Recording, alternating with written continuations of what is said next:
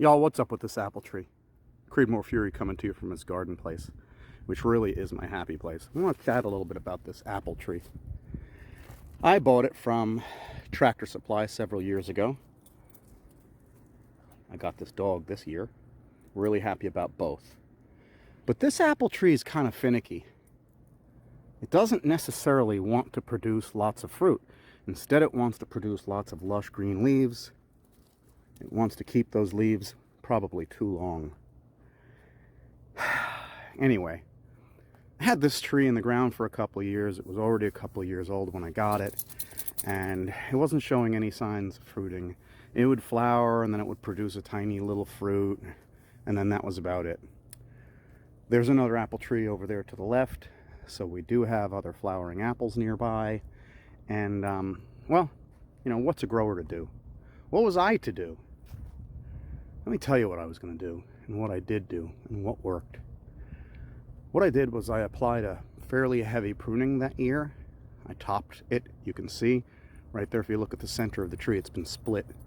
There are several leaders, as we would call them now, but there's no central trunk. If I had a central trunk going straight up, this apple tree wouldn't stop growing till it was 30 feet tall. No telling when it would provide me with fruit at that point. So what I'm saying is, one of the first things that I did was I pruned it hard so that it would get the sense that there was some form of environmental stress going on. Growing on.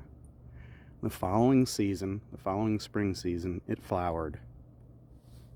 It made a couple more fruit. But it wasn't much. It wasn't enough.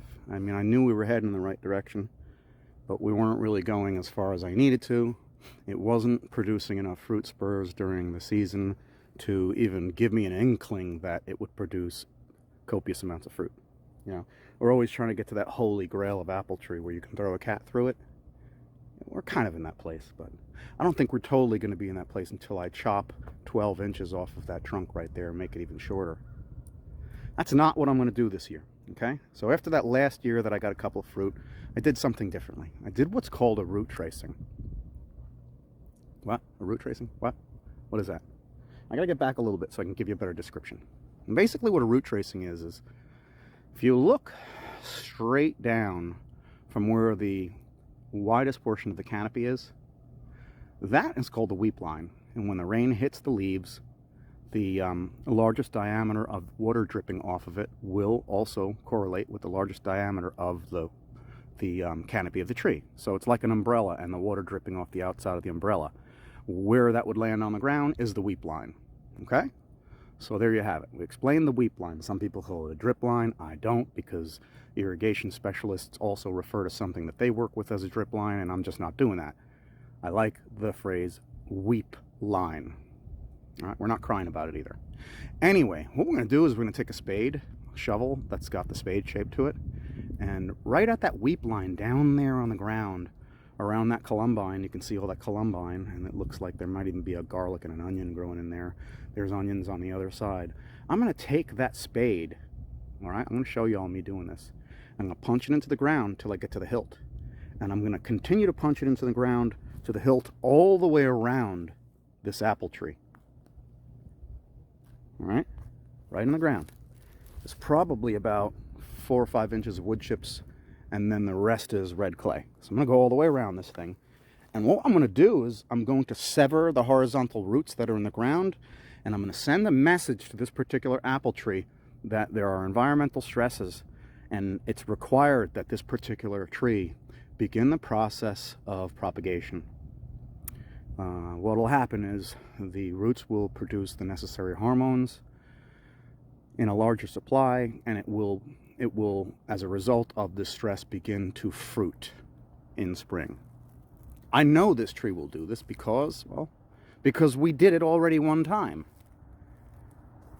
And while I didn't get an entire bushel of apples that year, I did get several apples that made me think, hey, we're heading in the right direction. And then you know what happened? It decided to not fruit anymore. It got comfortable, it got content, and I don't know, maybe I was too good to it, but it decided not to fruit. So here I find myself again with this tree at my backside, and I'm thinking, I'm going to go ahead and do root tracing again because I need to instigate this process. I'm going to do something a little bit different this year as well. I'm going to do the root tracing, And I'm also going to feed it with some bone meal. I'm going to put some bone meal around it, and we'll do a couple of compost tea applications. Drenches in particular. In the case of doing this root tracing, I'm going to do a drench, because what I want to do is I want to pour some of this compost tea right onto that weep line.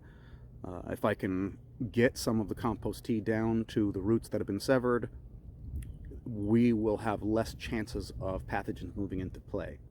So that's the plan. That's what I'm going to do. We had great results and great success the last time we did it, so I'm going to have to do it one more time. Just so I can give you guys an idea what that looks like, I'm going to go ahead and put you up on tripod, set you up so y'all can see too. So for those of you who do not know what a spade looks like, it looks similar to this. This is an old spade. This has been used here around my land. Y'all can see, judging by the edge of the spade, it's used to hitting hard rocks. It's used to hitting hardened concrete-like red clay and gray clay, and it's really, really brutal on metal. So, well, that's one of the reasons why I'm a back to Eden grower, right? That's why I grow in compost and wood chips. In this particular case, I'm going to go ahead and use this shovel. The hilt is this point right here where you might place your foot to apply force, and the distance from the end of my shovel to the hilt is maybe 10 inches. It probably started out around 12 or 13, but we wore off the end of this. We're going to use it anyway. First thing I want to do is I want to get myself in position so I can give you all an idea what I mean by weep line. Here we can see my shovel is basically on the outside edge, the furthest outside edge of the widest branch from the center of the tree. All I'm going to do is take my shovel, place it straight down into the ground, and step on it. Just like that. I'm going to give it a little bit of wiggle like that. You can see that little wiggle. And I'm going to continue along in both directions, left and right, until I've made a complete circle all the way around the tree. The idea of this is, of course, to impress upon this tree it's time to make babies. So,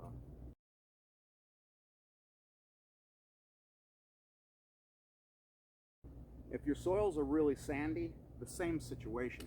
If they're really sandy, that could be another reason why the tree is not fruiting for you, because the sand is not allowing the biology to hold on to, if there is any biology, to hold on to the nutrients at the base of the tree, and things could be lacking. Phosphorus could be lacking, calcium could be lacking, all sorts of these things could be lacking, and the tree might still, on the surface, appear to be a healthy tree. Okay, an indication that the tree is healthy is it's got perfectly green leaves. It's got leaves that when they are tested for their sugar, the sugar levels are going to be relatively high. Sugar levels that are relatively high seem to be synonymous and correlate with lower predation to the actual tree itself. So, you know, when your tree is full of sugars and it's got lots of leaves and it is making lots of chlorophyll because there's plenty of sunlight and it's drinking more than adequately, y'all can see this one's pretty much in the middle of my main garden, so it has access to plenty of moisture. They tend to just be really, really content. And if they're content and there's very little stress, this one hasn't really been hit with a significant storm, protected by a windrow here to my left, protected by a windrow behind me, protected by my building off to the right, and it's somewhat on this knoll, on the downslope of a knoll. So it's got a lot of things going for it. Too many. So I'm going to go ahead and stress it out a little bit.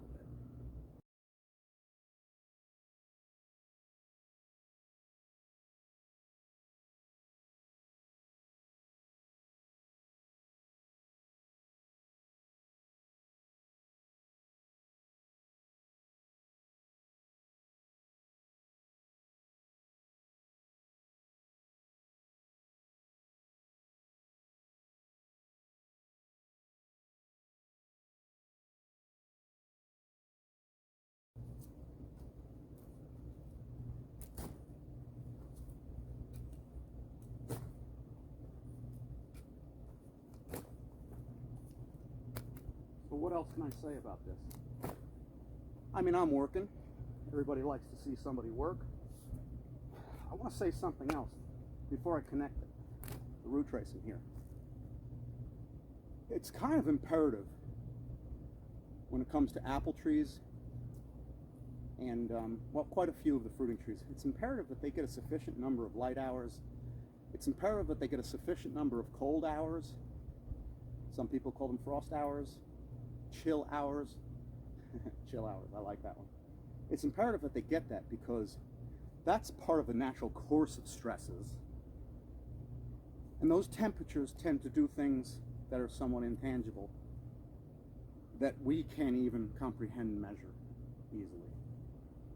So I want to also put this out there, that on some of the years where this apple was not producing, we had warm winters. It didn't get cold enough. It wasn't really getting those chill hours that it needed. I've experienced the same thing with citrus trees, believe it or not. Even citrus trees need chill hours, and while I was growing some of my youngest citrus trees, we were kind of keeping them warm the whole entire year long. And well, without chill hours, you can imagine they weren't stressed the way they would be in their natural environment, and they also didn't fruit. So you can join me on this journey where we're actually kicking our trees in the pants to get them to fruit.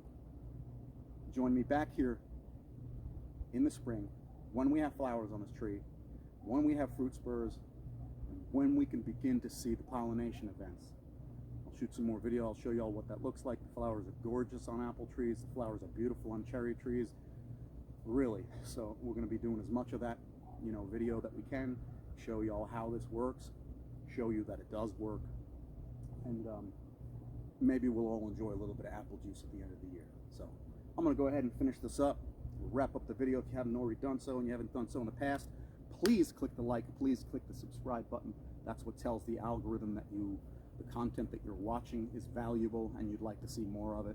And when I know y'all are watching the content more, I'll make more content along the same lines, and we can continue through this journey of life together, hopefully improving each other as we go. Anyway, peace and God bless. As always, God be with you.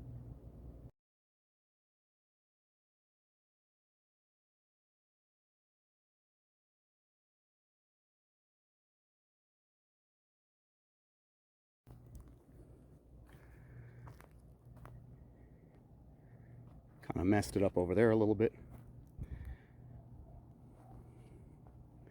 And that right there, folks, is your introduction to root tracing. Some of you may surmise that because there's 4 inches of wood chips over the top of those, that we really aren't hitting quite as much as we should. But the reality is when you put these wood chips down as cover, I can go over here and y'all can see some. The roots of the apple tree will actually move upwards, higher in the column. There's so much carbon, there's so much life in this soil. This soil is so rich that the apple tree will use its horizontal roots to gain access to nutrients and soil microbiology that it wouldn't otherwise have. If you were just growing in the dirt and you didn't have cover over the top of the earth, the apple tree struggles more. Anyway, there you have it.